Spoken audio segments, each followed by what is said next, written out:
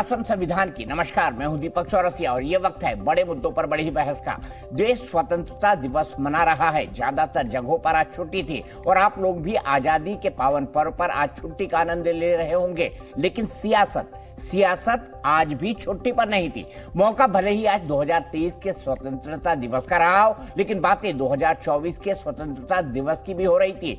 लाल किले की प्राचीर से प्रधानमंत्री मोदी ने आज दावा किया कि 2024 में भी वही प्रधानमंत्री होंगे। प्रधानमंत्री ने 3 शाब्दिक तीरों के जरिए विपक्ष पर बड़ा हमला किया। इस दौरान उन्होंने परिवारवाद पर हमला बोलते हुए जनता के लिए परिवार जन शब्द का इस्तेमाल किया। वार हुआ तो विपक्ष ने भी प्रधानमंत्री पर भर भर कर जुबानी बाण छोड़े। सवाल ये उठता है कि क्या पीएम ने 2024 में चुनाव का एजेंडा सेट कर दिया है? तो दूसरी तरफ विपक्ष ने यह सवाल उठाया है कि लाल किले की प्राचीर से राष्ट्रनीति पर बात होनी चाहिए या राजनीति पर।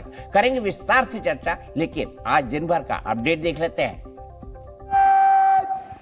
77वें स्वतंत्रता दिवस पर प्रधानमंत्री नरेंद्र मोदी ने लगातार 10वीं बार लाल किले की प्राचीर से ध्वजारोहण किया, तिरंगे को सलामी दी और फिर भाषण दिया।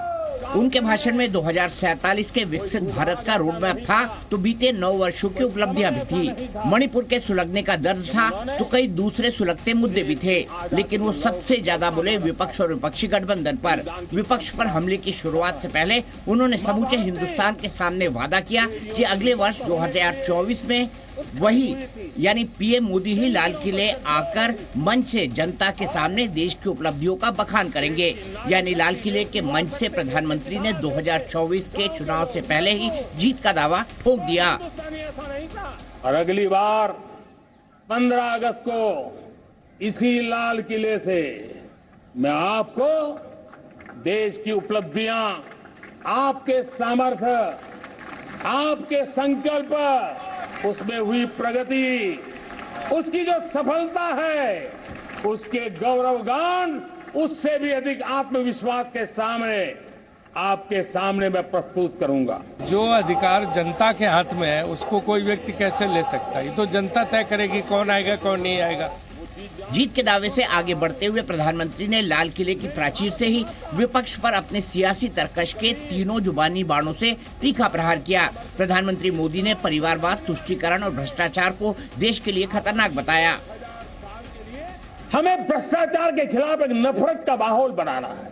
जैसे गंदगी हमें नफरत पैदा करती है ना, मन में गंदगी पसंद नहीं है, ये सार्वजनिक जीवन की इससे बड़ी कोई गंदगी नहीं हो सकती। परिवारवादी पार्टियां परिवार के द्वारा और परिवार के लिए परिवारवाद और भाई भतीजावाद प्रतिभाओं के दुश्मन होते हैं।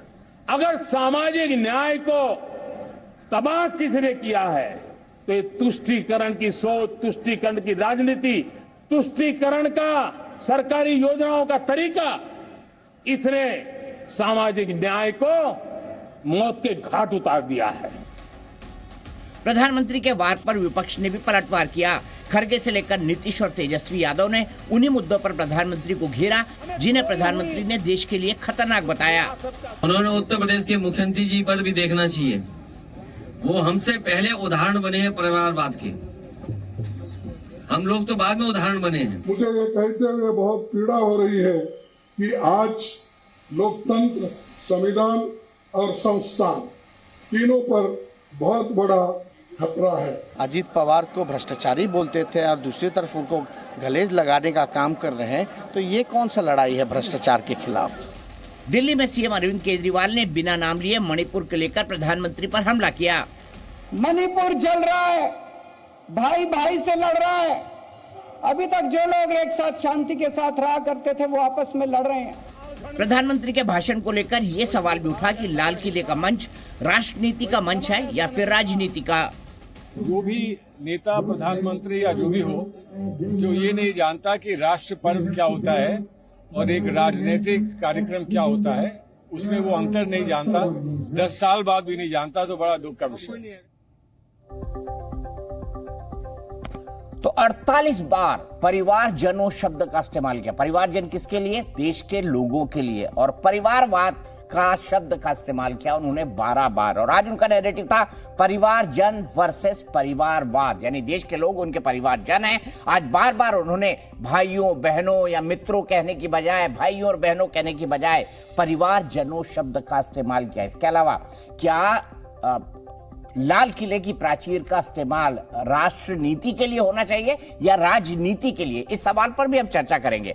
मेरे साथ जुड़ गए हैं भारतीय जनता पार्टी के राज्यसभा के सांसद और पार्टी के प्रखर प्रवक्ता राकेश सिन्हा जी, मेरे साथ अभय दुबे जी हैं, कांग्रेस के प्रखर प्रवक्ता और कांग्रेस के नेता, मेरे साथ अनुराग भदौरिया जी हैं, समाजवादी पार्टी के राष्ट्रीय प्रवक्ता, और मेरे साथ थोड़ी देर में ए.के. वाजपेयी जी जुड़ेंगे, लोक जनशक्ति पार्टी रामविलास पासवान के राष्ट्रीय प्रवक्ता। सबसे पहले राकेश जी, मैं आपसे जानना चाहूंगा, क्या लाल किले की प्राचीर राजनीति के लिए होना चाहिए या राष्ट्र नीति के लिए?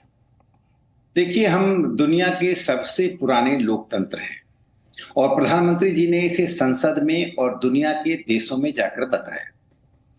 उस लोकतंत्र का यदि परिष्कार नहीं हुआ, सिर्फ चुनाव लोकतंत्र नहीं होता है। चुनाव लोकतंत्र का एक आयाम है, एक माध्यम है हमें प्रतिनिधियों को चुनने का। चुनाव को ही हमने लोकतंत्र मान लिया। प्रधानमंत्री जी ने कहा चुनाव में जो बुराइयां हैं, यानी लोकतंत्र में जो कमियां हैं, न्यूनताएं हैं, उन न्यूनताओं को हमने ऐसे आत्मसात कर लिया, लगता है वही लोकतंत्र है जैसे परिवारवाद। अब जिस पार्टी का शीर्ष नेतृत्व एक ही परिवार से आएगा, मुलायम सिंह जी के प्रति मेरा बहुत आदर का भाव है, समाजवादी नेता थे, लेकिन यदि अपने समाजवादियों में से कोई अपना नेतृत्व सुनते, ये 10 जनपद मोतीराज से लेकर आज तक इन्हें कोई दूसरा व्यक्ति मिला नहीं। कोई मिलता है तो उसे मुखौटा के रूप में उपयोग करते हैं, उसे रिमोट कंट्रोल से चलाते हैं। एक प्रधानमंत्री के बयान के कैबिनेट निर्णय को राहुल गांधी ने जब प्रेस कॉन्फ्रेंस में तार कर दिया, फाड़ दिया, तो यह लोकतंत्र को शर्मसार करने वाली घटना इसलिए घटी कि सरकार और पार्टी को एक परिवार नियंत्रित कर दी। प्रधानमंत्री भी उस जुआ नेता के सामने कमजोर पड़ गया। आप देख लीजिए, तेलुगु देशम पार्टी देख लीजिए या कोई पार्टी देखिए, प्रधानमंत्री जी ने किसी पार्टी पर आक्रमण नहीं किया। प्रधानमंत्री जी ने लोकतंत्र को जन आंदोलनीकरण कर दिया। यानी सामान्य जनता में यदि यह भावना जगेगी, चाहे हमारी पार्टी में कोई खामी खोजे, प्रधानमंत्री जी ने निष्पक्ष रूप से कहा जहां कहीं भी खामी है जनता जग जाए। लोकतंत्र को यदि मजबूत समृद्ध करना है तो जनता को जगना पड़ेगा। प्रधानमंत्री जी ने निरपेक्ष भाव से इस देश में इतनी मजबूती के साथ अपील, यदि लाल किले से नहीं होगा तो कहां से होगा। खड़गे साहब को मैं सुन रहा था, यदि भ्रष्टाचार पर प्रधानमंत्री जी ने आक्रमण किया, जाति तुष्टीकरण पर किया और परिवारवाद पर किया, तो खड़गे जी कहते हैं संविधान पर आक्रमण है।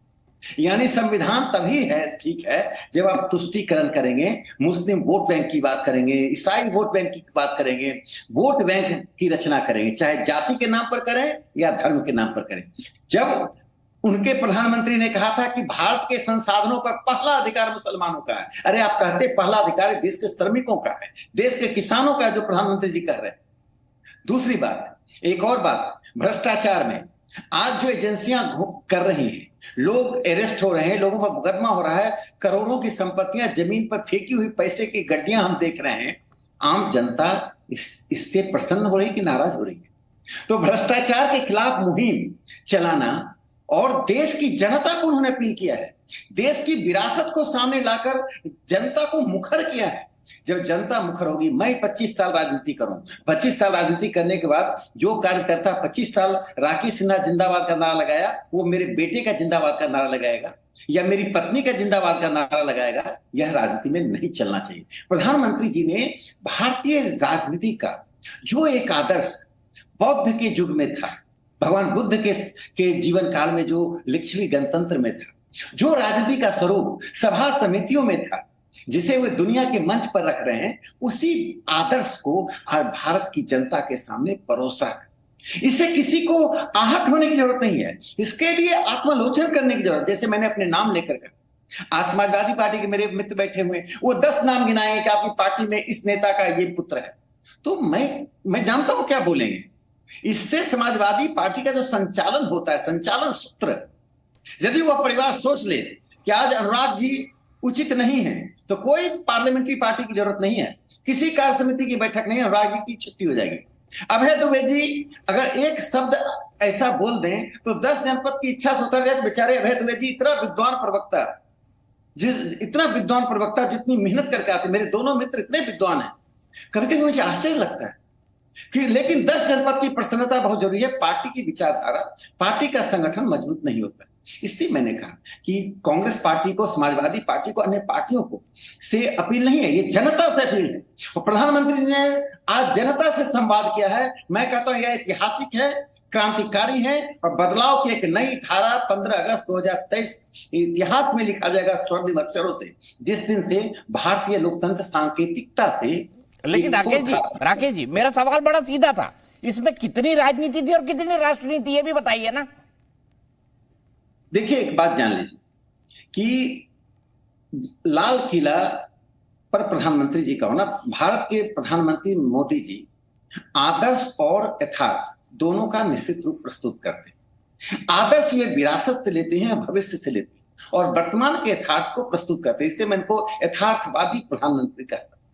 वो यथार्थ से पीछे नहीं मुड़ते और उसी यथार्थ को जनता के सामने रखना। आपके स्टूडियो में बैठकर हम यथार्थ की बात करें, लाल किले से हिपोक्रिटिकल बात। आज उन्होंने एक और महत्वपूर्ण बात कही, Bharat if and but.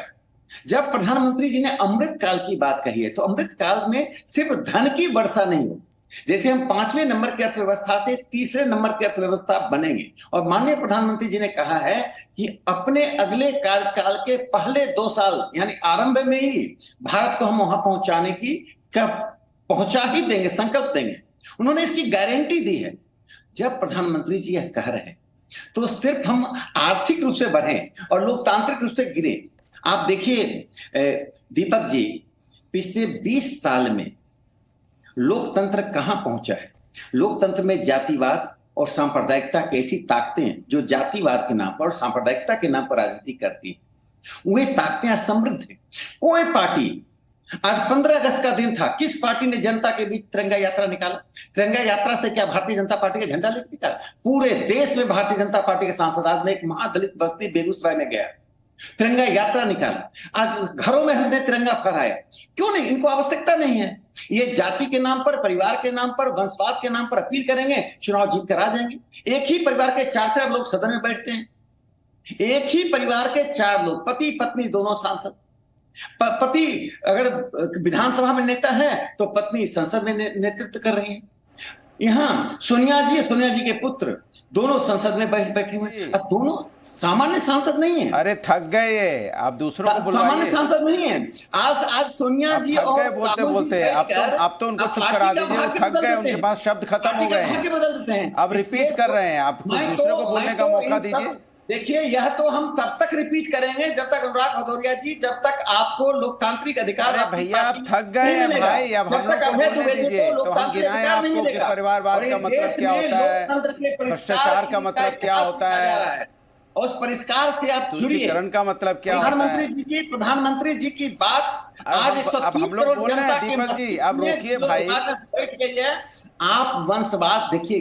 Deepak ji एक बात, अंतिम बात कहूंगा, ये लोग धैर्य खो रहे हैं। 13 मिनट बोल लिया, कितना बोलेंगे भाई? एक 30 सेकंड सुन लीजिए। 13 मिनट झेल लिया तो 30 सेकंड और आप झेल लीजिए, मुझे सुन लीजिए। अब 13 मिनट से बोल रहे हैं अनुराग जी, ये हमारे आपके 13 मिनट से आप बोल रहे हो, विपक्ष को मौका ही नहीं दे रहे। 13 मिनट से आप गाए जा रहे हैं। जनता की एक बार भी आपने नहीं बोला जनता के बारे में कि महंगाई से जनता चढ़ा रही है, बेरोजगारी से जनता परेशान, इस पर तो आप बोल नहीं रहे हो। आप बोल ही नहीं रहे हो कि यहाँ पे बेरोजगारी दर 8.1 दर हो गई है। बेरोजगारी भी दूर होगी, बेरोजगारी हो गया, महंगाई बढ़ गई है, 7.4 हो गई। आप बोल ही नहीं रहे हो। परिवार अमृत काल में लोकतंत्र का परिष्कार भी होगा, अर्थव्यवस्था की। ठीक है राकेश जी रुक जाइए, राकेश जी रुक जाइए। अनुराग भदौरिया जी से आज शुरू करता हूँ, आपके सहयोगी अनुराग भदौरिया जी से शुरू करता हूँ। ये भी इंडिया गठबंधन वाले हैं। अब मुझे बताइए अनुराग जी, बीजेपी वालों मजाक करते हैं, बोले अनुराग भदौरिया जी यही बातें 2014 से इसलिए बोल रहे हैं क्योंकि वो बेरोजगार हो गए, समाजवादी पार्टी के लोग बेरोजगार हो गए।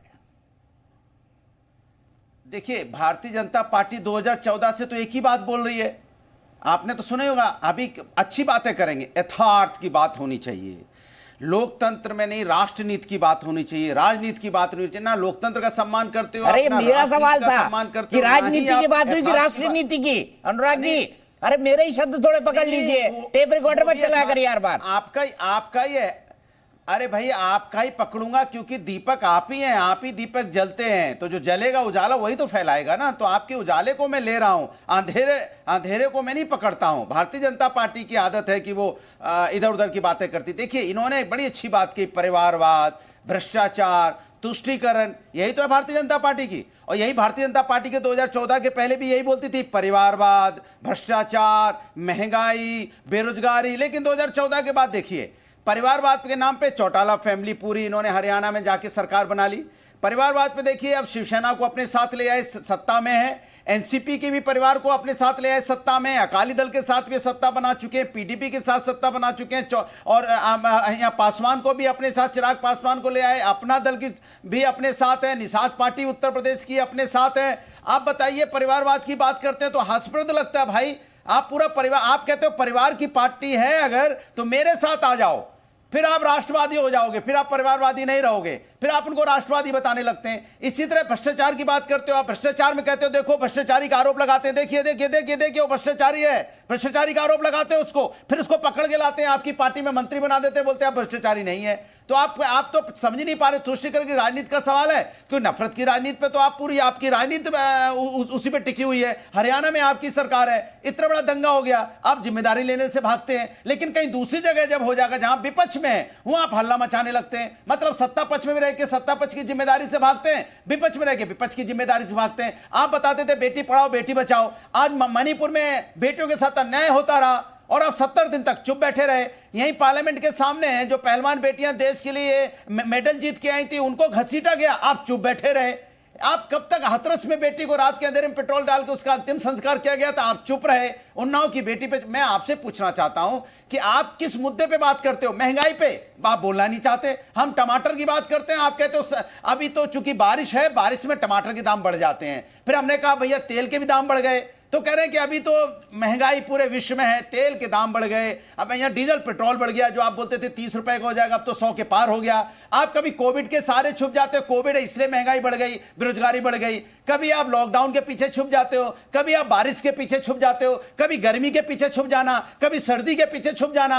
अरे किसके किसके पीछे छुपोगे भाई? आपको जनता ने चुना था कि आप आओगे, देश के अंदर में महंगाई खत्म कर दोगे, बेरोजगारी खत्म कर दोगे, लोगों को खुशहाल बना दोगे। तो खुशहाली की जगह आप अपनी गाथा गा रहे हैं कि भाई हम बीजेपी मतलब राष्ट्रवाद, बीजेपी मतलब परिवार के, हम परिवार को नहीं मानते। अनुराग ठाकुर आपके परिवार में हैं, आपके मंत्री हैं, उनके पिताजी चीफ मिनिस्टर थे। पूरी सिंधिया फैमिली आप अपने साथ ले आए, राजस्थान से लेके मध्य प्रदेश तक पूरी सिंधिया आपके साथ आ गई। क्यों आ गई भैया? पहले तो आप परिवारवाद बताते थे। इसी तरह साहिब सिंह वर्मा जी के बेटे हैं, वो भी आपके यहाँ सांसद हैं। ना जाने कितने मंत्री बेटे हमारे यहाँ पे बहुत, उत्तर प्रदेश में आप गिना लो, कल्याण, हमारे आदरणीय कल्याण सिंह जी थे, उनकी पूरी की फैमिली, पोता तक है भाई मंत्री, पोता माने बेटे का बेटा भी मंत्री है, बेटा एमपी और पोता मंत्री। सोचिए आप कहां है परिवारवाद के बारे में बात करते हैं? पोता तक तो आप मंत्री बना देते हो, क्योंकि आपको सत्ता चाहिए किसी कीमत पे। जब आपको सत्ता बनानी होती है तो आपको परिवारवाद दिखाई नहीं देता, भ्रष्टाचार दिखाई नहीं देता, ना तुष्टीकरण दिखाई देता है। आपको सिर्फ सत्ता से मतलब है, जनता से कोई लेना देना नहीं है, जनता से कोई लेना देना नहीं है। दोबारा से हम एक बार कह दें,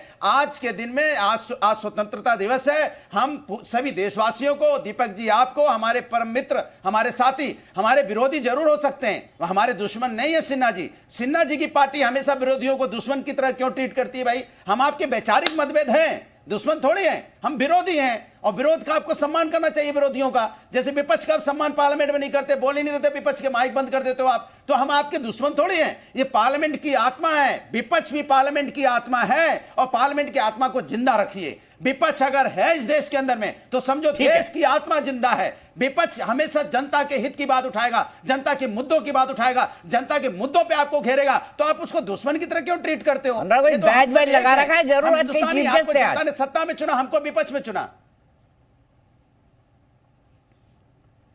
मैं तो आपको भी अपना समझता हूं दीपक जी। सर मैं पूछी कुछ लग रहा हूं, आप कुछ भी अनुराग भाई, मैंने ये पूछा, आपने बैज बैज लगा रखा है कि चीफ गेस्ट बन के आए आप?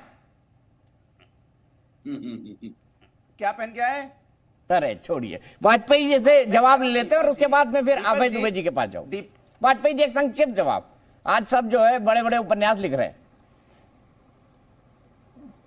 देखिए उपन्यास का नहीं सवाल, सवाल इस बात का है कि मोदी जी ने आज राष्ट्र के नाम संदेश दिया है और वो जनता से एक तरह का जब पूरी 140 करोड़ की जनता को संदेश दे रहे थे। उनको ये विजन दिखा रहे थे कि देश को कहाँ से कहाँ हम लेकर आए हैं और कहाँ लेके जाना चाहते हैं। देखिए आत्मविश्वास उनमें कितना था वो भी जाहिर हो रहा था। और आत्मविश्वास क्यों था? वो इसलिए था कि 9 साल में उन्होंने जो काम किए हैं, जो एक दूरदृष्टि के तरीके से काम करना शुरू किया है, उसके नतीजे आ गए हैं। और वो नतीजे आके उन्होंने एक एक चीज़ गिनाई, चाहे वो मजदूर की बात है, चाहे किसान की बात है, चाहे जवान की बात है, चाहे बेटी की बात है। और ये मणिपुर पे शोर मचाते हैं, मणिपुर पे भी उन्होंने बोला और सबसे शुरुआत में बोला मणिपुर पे। तो हम ये कह रहे हैं कि आज के भाषण में कोई ये डेफिशिएंसी पॉइंट आउट कर पाए? अनुराग जी बैठे हुए हैं, अभय दुबे जी भी बैठे हैं, आगे बोलेंगे। तो आज के भाषण में आप ये बताइए कि ये गड़बड़ है, ये गलती है इस भाषण में, ये उन्होंने गलत कहा, उनकी कथनी और करनी में ये फर्क रहा, ये नहीं करेंगे। दाएं बाएं ये तो सब कह रहे हो आप, 14 से कह रहे हो, उसका रिजल्ट आपने देखा, 19 में कहा, उसका रिजल्ट देखा। फेडरलिज्म स्ट्रक्चर पर भी उन्होंने बोला कि कैसे देश का फेडरलिज्म स्ट्रक्चर बढ़ेगा, उस पर संविधान की क्या प्रस्तुति है, उसको कैसे हम लोग लागू करते आ रहे हैं। क्या हमने पहले स्टेट का बजट किया था, उसको बढ़ा के हमने इतना कर दिया।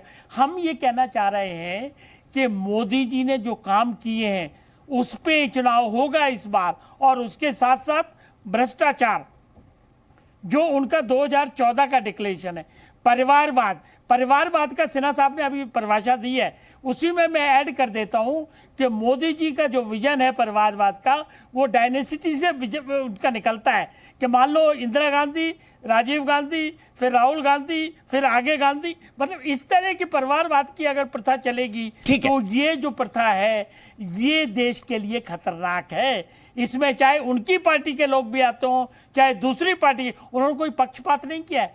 परिवारवाद का मतलब जिस भी पार्टी का परिवारवाद है वो खतरनाक है। अब जब हम परिवारवाद पे बात करते हैं तो अपने परिवार पे भी बात करेंगे।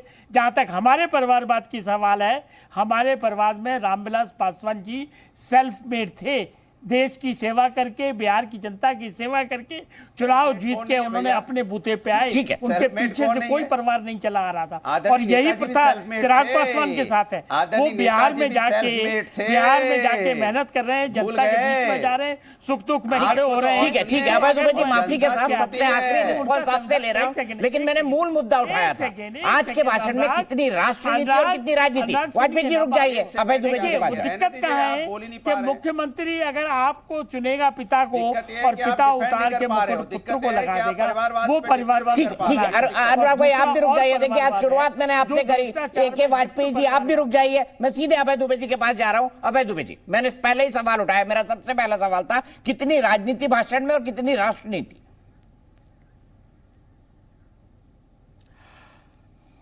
हमारा नाम भी लेंगे वो, लेकिन हमारा जिक्र सबके बाद होगा। सबब जिसको वफा का याद होगा, मोहब्बत में वही बर्बाद होगा। हमारे अभिन्न मित्र हैं दीपक चौरसिया जी, उसका खामियाजा हमको उठाना पड़ रहा है कि सबसे आखिरी में अवसर दे रहे हैं। हाँ, लिबर्टी ले लेता हूं मैं कभी कभी अबे भाई जी। अब मैं विनम्रता से ये कहना चाहता हूं, पहले तो सभी देशवासियों को इस स्वतंत्रता दिवस की असीम शुभकामनाएं, सभी समाज के सभी वर्गों को, सभी राजनीतिक दलों को बहुत बहुत शुभकामनाएं।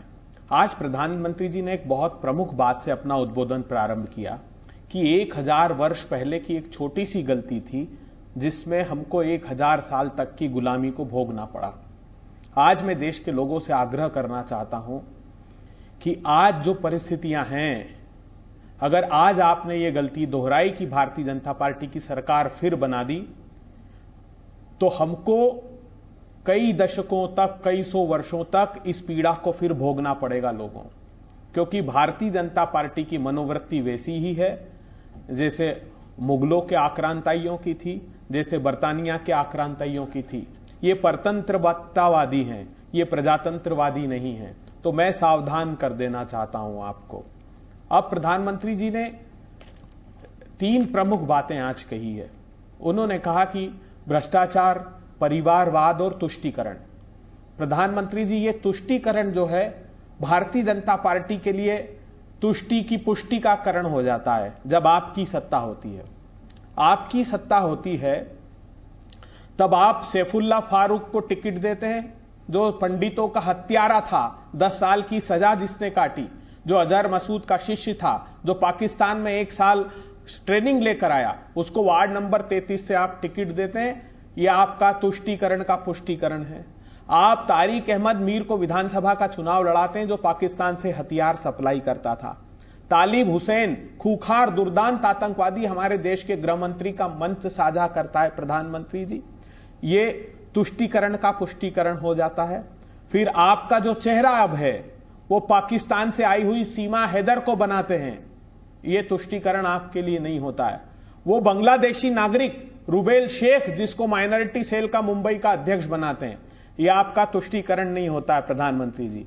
वो कुख्यात सरगना जिसको बताते थे मुख्तार अंसारी, उसके बेटे अब्बास अंसारी को चेहरा बनाते हो, ये तुष्टीकरण आपका नहीं होता प्रधानमंत्री जी।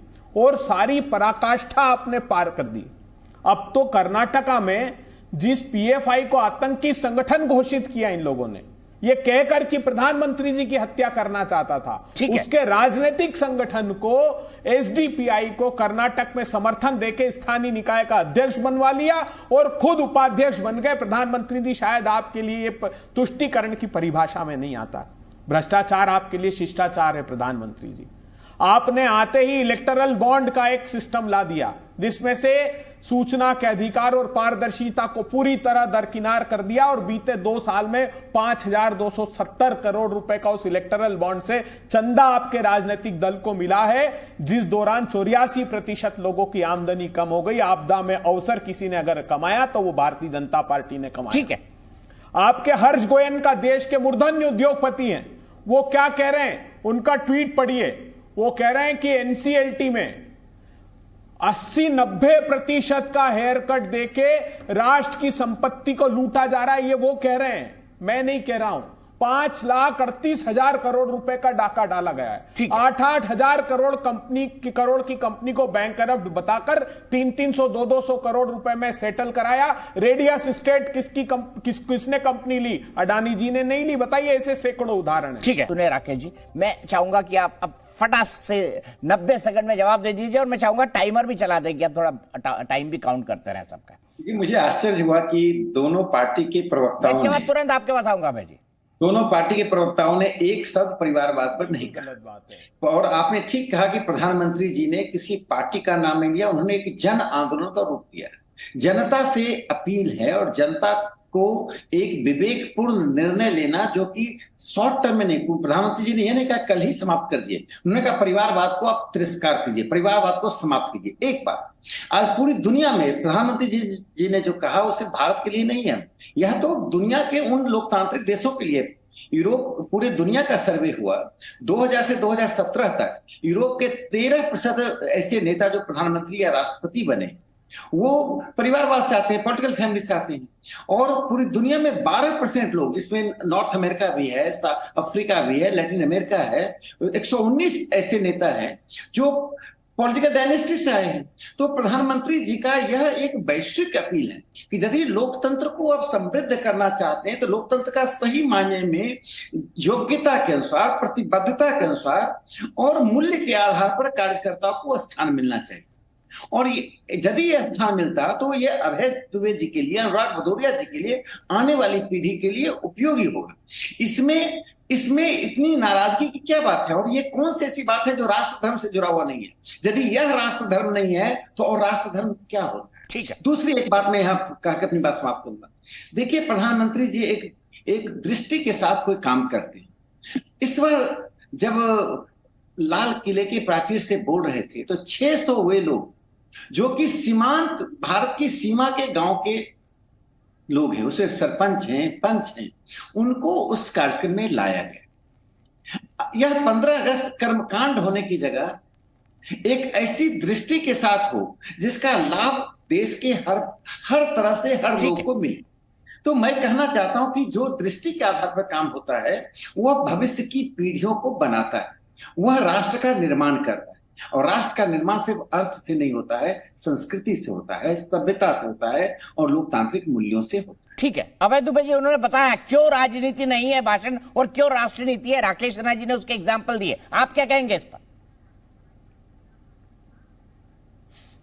देखिए, शुद्ध रूप से राजनीति, और प्रधानमंत्री जी कर्नाटक की हार के बाद बहुत ज्यादा डर गए, क्योंकि जिस प्रकार भीषणतम भ्रष्टाचार वहां हुआ, प्रधानमंत्री जी को लगा कि अगले चुनाव में भ्रष्टाचार का आरोप हम पर नहीं चिपक जाए। परिवारवाद, शुद्ध अवसरवाद है प्रधानमंत्री जी का। भारतीय जनता पार्टी के परिवार के सदस्य कौन है अब? संदेशरा बंधु, ऋषि अग्रवाल, मेहुल भाई, नीरव भाई, विजय माल्या, फिर आ जाइए हेमंत शर्मा, जिससे कहते थे कि अमेरिका से भ्रष्टाचार करके आया है। उसके बाद अजीत पवार, 70,000 करोड़ रुपए का भ्रष्टाचार का आरोपी। फिर हसन मुंशरिफ, जिससे कहा 40,000 किसानों का पैसा खा गया। फिर दाऊद इब्राहिम का दायां हाथ इकबाल मिर्ची की संपत्ति रखने वाला प्रफुल्ल पटेल, जिस पर यह आरोप लगाते थे। ये परिवार है प्रधानमंत्री जी भारतीय जनता पार्टी का। और यही नहीं थमता, राजनाथ सिंह जी के बेटे पंकज सिंह, इधर रमन सिंह जी का बेटा दुष्यंत, उधर पूरा का पूरा सिंधिया परिवार, इधर पीयूष गोयल उनके पिताजी, इधर देवेंद्र फडणवीस उनके पिताजी, धर्मेंद्र प्रधान उनके पिताजी। अरे लाइन लगी है प्रधानमंत्री जी, अमित शाह साहब, जय शाह साहब। तो ये अवसरवाद है शुद्ध, परिवारवाद, भ्रष्टाचार, तुष्टीकरण से प्रधानमंत्री जी का कोई सरोकार नहीं। प्रधानमंत्री जी, आपको मैं सिर्फ एक बात और बता दूं, जो बातें आपने की किसानों की, 27 रुपए आमदनी कर दी, अपने धन्ना सेठ मित्र की 12 लाख करोड़ रुपए। राहुल गांधी जी ने पूछा था कि 6 एयरपोर्ट नीति आयोग के विरोध के बावजूद क्यों दे दिए, जहां आप गए वहां अडानी को कॉन्ट्रैक्ट क्यों मिला, उसके एवज में यह किया कि राहुल गांधी जी की आपने सदस्यता समाप्त कर दी। तो प्रधानमंत्री जी, शुद्ध रूप से आप कर्नाटका की हार से भयाक्रांत, भयानक हैं। ठीक, नहीं तो उसके पहले प्रधानमंत्री जी के मुंह में ये शब्द नहीं थे, और फिर आजकल रोज कहने लगे कि फिर जीत कर आऊंगा, फिर जीत कर, मतलब अंतर मन में हार बस गई प्रधानमंत्री जी के। इंडिया के दल जब साथ में आ गए तो भयाक्रांत हो गए प्रधानमंत्री जी। हार के भय से रोज आप भाषण में सुनिएगा वो यही राजनीति करते हैं, चाहे वो सरकार का मंच हो, चाहे भारतीय जनता पार्टी की रैली हो। तो ये सार्वजनिक कार्यक्रमों को राजनीतिक कार्यक्रम मान करके सिर्फ अपनी जो निराशा है वो प्रदर्शित आजकल की जा रही है। प्रधानमंत्री जी, आपसे हाथ जोड़कर प्रार्थना है, जितने आपने वादे किए थे, किसानों की आमदनी दोगुनी कर दूंगा, काला धन लाऊंगा, 15-15 लाख रुपए दे दूंगा, जितने उज्ज्वला बहन, 4 करोड़ उज्ज्वला बहनों ने गैस के सिलेंडर रख दिए। मुद्रा लोन का आपने जिक्र किया, 40 करोड़ में से 33 करोड़ शिशु कैटेगरी के। मुझे बताइए, आपने कहा कि PLI हम कर रहे हैं, प्रोडक्शन लिंक इंसेंटिव, और यह कहा कि साहब मोबाइल मैन्युफैक्चरिंग वर्ल्ड में सबसे बड़ा इंडिया हो गया। आप उसका सच जान लीजिए कि हम सिर्फ मोबाइल को असेंबल कर रहे हैं, यहां पर उसकी मैन्युफैक्चरिंग कतई नहीं हो रही है। और 3.5 करोड़ रुपए में एक जॉब पड़ रहा है वो, और सारे के सारे जो विदेशी संस्थाएं हैं वो 6% का मुनाफा। अबे जी, अब मेरे पास 90 सेकंड है दोनों को देने के लिए, ज्यादा नहीं है, बल्कि मैं कहूंगा 60 सेकंड। राकेश सिन्हा जी और अभय दुबे जी, एक लास्ट क्लोजिंग कमेंट आप दोनों का। देखिए, मैं इतना कहूंगा कि अभय जी ने एक बार बोल दें कि ये 10 जनपथ में जो श्रेणी है, जवाहरलाल नेहरू, इंदिरा गांधी, राजीव गांधी और राहुल गांधी, सोनिया गांधी, प्रियंका गांधी, इसको वो लोकतंत्र में कैसे परिभाषित करेंगे? कोई भी व्यक्ति जो विवेकपूर्ण है वो इसे जस्टिफाई कर सकता है। अखिलेश जी और मुलायम सिंह जी का कोई जस्टिफाई कर सकता है क्या? कोई? आप किस प्रकार से प्रधानमंत्री जी की आलोचना कर रहे हैं? आपसे सवाल कुछ है और जवाब कुछ और दे रहे हैं। देश आज 5वें नंबर की अर्थव्यवस्था हो गई है। हम जो साम्राज्यवादी हम पर राज करते थे, प्रधानमंत्री नरेंद्र मोदी जी 9 साल के शासन में उस साम्राज्यवादी को नीचे कर दिया। भारत 5वें नंबर के, हमने रिप्लेस भी किसे किया? ब्रिटेन को किया। हमने, प्रधानमंत्री जी डीकोलोनाइजेशन की बात कर रहे हैं और आप दुनिया की बात कर रहे हैं। इंसॉल्वेंसी एंड बैंक्रप्सी कोड आया और ऑफशोर कंपनियां बंद हो गई। 3 लाख करोड़ रुपया आया, और 3 लाख करोड़ किनके पास था? वो 3 लाख करोड़ कहां जा रहा है? शौचालय बन रहा है, आयुष्मान योजना चल रही है, ठीक है। एम्स की कितनी संख्या हुई? ठीक है। राजकुमारी अमृत कौर ने दुनिया से हाथ पसार कर एक एम्स बनाया था, और प्रधानमंत्री जी ने अपने बलबूते पर कितनी एम्स बनाई? आपको संख्या मालूम है कि मैं बताऊं? इसलिए मैं कहना चाहता हूं, प्रधानमंत्री नरेंद्र जी और मोदी युग में अंतर है। और एक अंतिम बात, ये घमंडिया गठबंधन इस देश में टिक ही नहीं सकता है। देश की जनता इस घमंडिया गठबंधन के हाथ, आयुष्मान के भ्रष्टाचार का पाप अभी कैग ने उजागर किया है। हाईवे के भ्रष्टाचार का पाप अभी कैग ने उजागर किया है। 28 रिपोर्टें हैं पेंडिंग, चिंता मत करिए, उसके पहले आप हटा देंगे उसको। अब बात रही प्रधानमंत्री जी के, आप जो कह रहे हैं परिवारवाद, अरे जनता चुन करके भेजती है, आपका तो शुद्ध अवसरवाद है। मुझे बताइए, आप हार के डर से सिर्फ परिवारवाद की माला जप रहे हैं। आपका परिवारवाद शुद्ध रूप से अवसरवाद से ग्रसित है। मैंने तो इतने उदाहरण दिए, आप बताइए ना, जब पीडीपी से गठबंधन किया उसके पहले प्रधानमंत्री जी कहते थे बाप बेटी की सरकार है। नेशनली करप्ट पार्टी एनसीपी को कहते थे 5 बजे बुला लिया अजीत पवार को कि शपथ ले लो चुपचाप, शिवसेना के साथ आपका गठबंधन, अकाली दल के साथ आपका गठबंधन। कसम खाइए कि जितने नाम ले रहे हैं आप, जीवन में भविष्य में इनसे कभी आप चुनावी गठबंधन नहीं करेंगे। देखिए, हाथी के दांत खाने के और दिखाने के और। ठीक है, मैं यहीं पर रुकूंगा। अफसोस आज वक्त इतना ही है मेरे पास। कल नई चर्चा में ताल ठोक के में कसम संविधान की मैं हाजिर होंगे। मैं चलते चलते एक बार फिर अपने तमाम दर्शकों को स्वतंत्रता दिवस की बहुत बहुत बधाई और शुभकामनाएं देता हूं। उम्मीद है कि आपका दिन अच्छे से गुजरा होगा और एंजॉय कीजिए। देखते रहिए जी न्यूज़।